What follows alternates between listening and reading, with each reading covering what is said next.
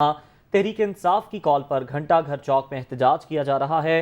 ہمارے نمائندے قمر ارشاد وہاں موجود ہیں، ان سے جان لیتے ہیں۔ قمر، بتائیے گا اس وقت گھنٹہ گھر چوک میں احتجاج کیا جا رہا ہے تحریک انصاف کی جانب سے؟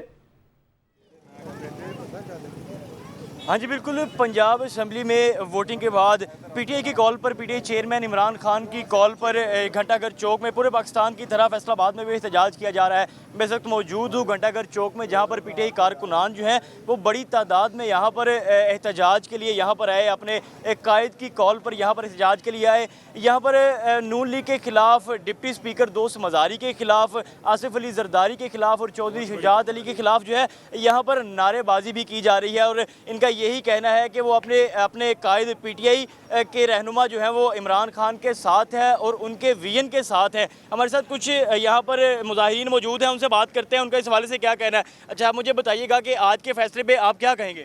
سر، سب سے پہلے تو جو دوست مزاری ڈپٹی اسپیکر ہے اس کا نام دوست مزاری نہیں، جیسا کہ اس نے کام کیا وہ پاکستان کا دشمن ہے، اور اس کا نام دشمن بیماری ہونا چاہیے۔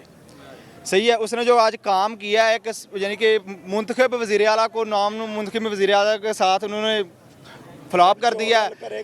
188 ووٹ دینے والوں کو قمر ارشاد رانا محمد علی ہمارے ساتھ موجود ہیں، اور قمر ارشاد ہمیں بتا رہے تھے کہ کس طرح سے تحریک انصاف کی کال پر جو کھلاڑی ہیں عمران خان کے، وہ گھنٹہ گھر چوک پہنچے اور ان کی جانب سے احتجاج ریکارڈ کروایا جا رہا ہے۔